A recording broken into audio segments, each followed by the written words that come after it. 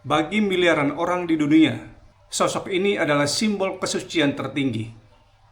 Namun jika Anda melangkah ke barat, Anda akan mendengar namanya dipanggil sebagai Maria. Jika Anda melangkah ke timur atau membaca teks-teks Semit kuno, Anda akan mendengar namanya dipanggil Meriam.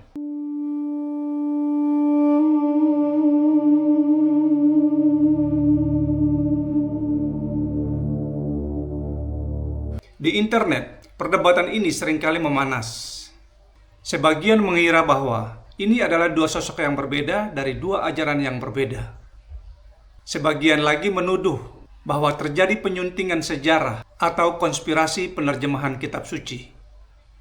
Tapi apa yang terjadi jika kita menanggalkan emosi teologis dan melihat masalah ini murni dari kacamata data akademis, filologi, dan leksikografi kuno?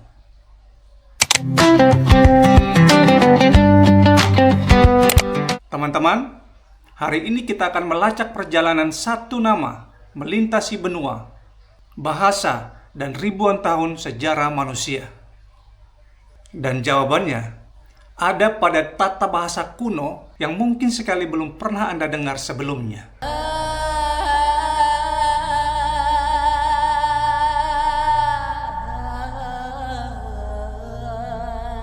Untuk memahami asal-usul nama ini, kita harus kembali ke abad pertama Masehi di wilayah Levant, yaitu wilayah yang hari ini kita kenal sebagai Palestina dan Israel.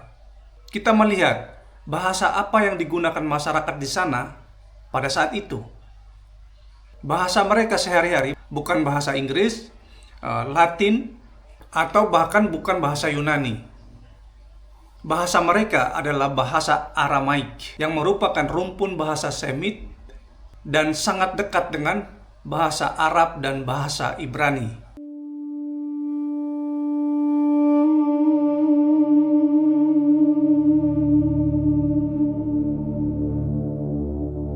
Dalam bahasa aslinya, yakni Aramaik dan Ibrani, nama wanita tersebut tercatat dan diucapkan sebagai Miriam atau Miriam.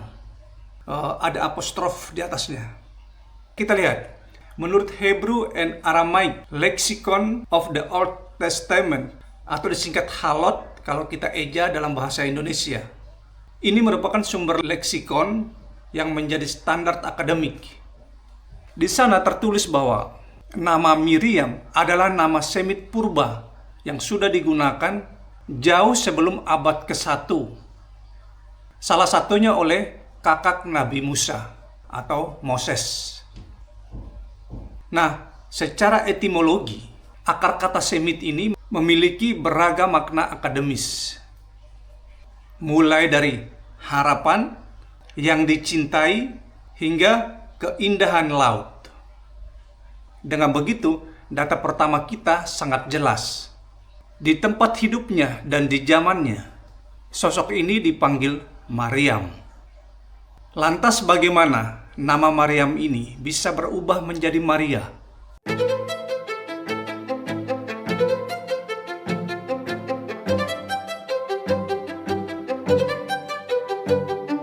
Pergeseran besar terjadi ketika kisah-kisah abad pertama mulai dicatat dan disebarkan keluar wilayah Yudea. Pada masa Kekaisaran Romawi, bahasa internasional atau lingua franca yang digunakan untuk perdagangan dan penulisan ilmiah di kawasan Mediterania adalah bahasa Yunani Koine. Ketika para juru tulis menatransliterasikan nama Semit Maryam yang ada apostrof di atasnya ke dalam alfabet Yunani, disebutkan bahwa di situ mereka membentur sebuah aturan tata bahasa atau grammar yang sangat ketat.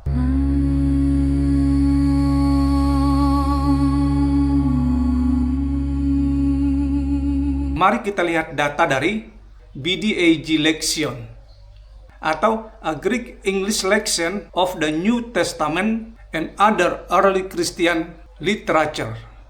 Ini merupakan sumber rujukan paling otoritatif dalam studi teks Yunani kuno. Dalam bahasa Yunani, sebagian besar kata benda feminin tidak berakhir dengan huruf konsonan M. Rupanya, bagi telinga dan tata bahasa Yunani, akhiran M dalam kata benda terasa canggung dan sulit diinfleksikan atau diubah bentuknya agar menyesuaikan dengan konteks atau keadaan tertentu. Nah, ini berdasarkan kasus tata bahasa seperti nominatif, genetif, atau akusatif. Oleh karena itu, para penulis Yunani ketika itu melakukan dua hal. Pertama, dalam beberapa manuskrip, mereka mempertahankan bentuk kaku, Mariam. Tujuannya untuk mempertahankan keaslian Semitnya. Yang kedua, dalam penggunaan umum, mereka melepaskan huruf M di akhir kata dan menambahkan vokal Yunani sehingga menjadi Maria.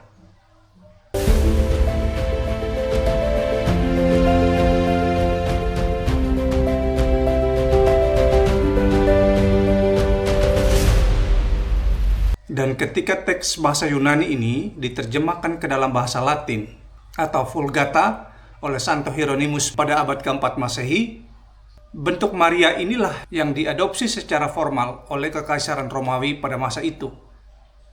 Jadi teman-teman, dari bahasa Latin inilah kemudian menyebar ke seluruh bahasa di Eropa, seperti Inggris, Spanyol, Prancis, Belanda, dan akhirnya diserap ke dalam bahasa Indonesia melalui tradisi Alkitab terjemahan.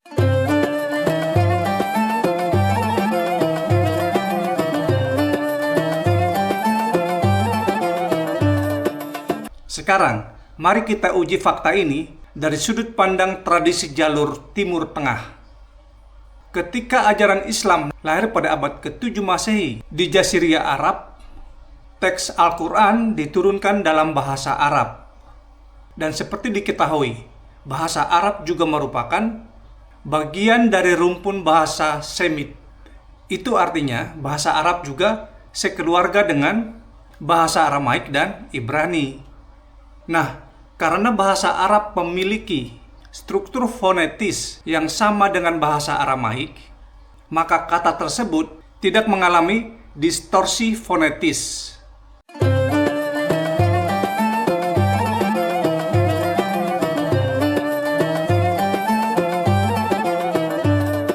Al-Quran menyebut nama ini sebanyak 34 kali secara eksplisit dan mengabadikannya sebagai nama surah ke-19 atau surah Maryam.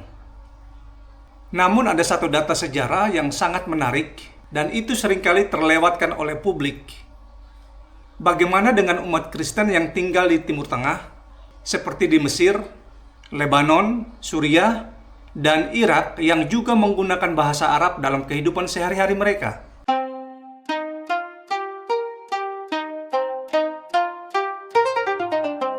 Nah, jika Anda membuka Alkitab terjemahan bahasa Arab, ini bisa dilihat dalam Van Dyck Version atau Biblia Arabica.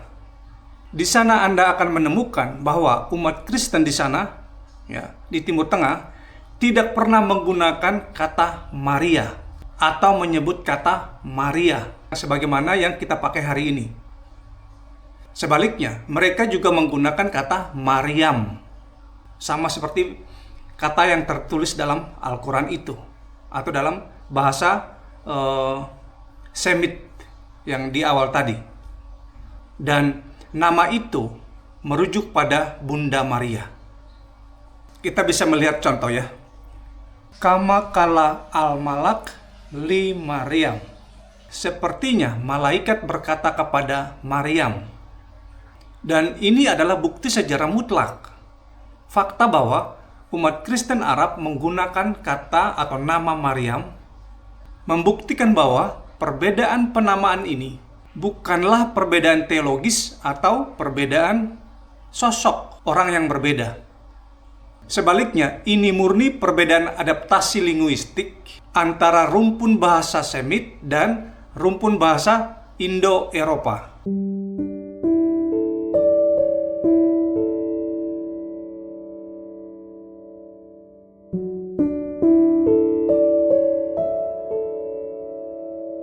Karena itu teman-teman, sekarang mari kita rangkum bersama seluruh data filologi dan sejarah yang kita bedah ini.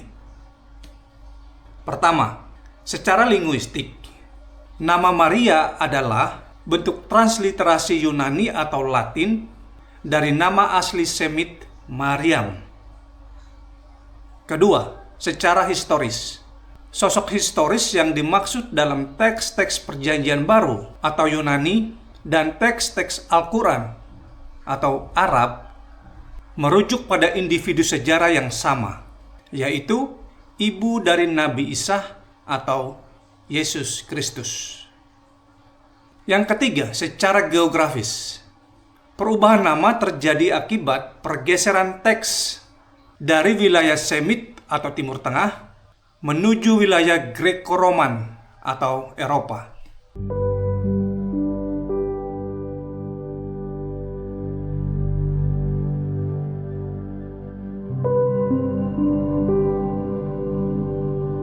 Dalam buku Encyclopedia of the Quran yang diterbitkan oleh penerbit akademis Brill, Dr. Barbara Stowasser, di situ mencatat bahwa terlepas dari perbedaan doktrin teologi antara tradisi Kristen dan Islam, kedua tradisi ini memegang penghormatan tertinggi pada sosok wanita suci yang sama, yakni Maryam atau Maria. Bahasa bisa berubah seiring berjalannya waktu dan berpindahnya batas-batas wilayah. Namun, jejak sejarah yang ditinggalkannya tersimpan rapi dalam teks-teks kuno, menunggu untuk dibaca oleh mereka yang mencari kebenaran berbasis data. Teman-teman, bagaimana menurut pendapat kalian tentang perjalanan etimologi nama ini? Tuliskan pandangan Anda di kolom komentar secara bijak. Saya, Tutur Sinai. Terima kasih telah menonton dan sampai jumpa di sejarah berikutnya.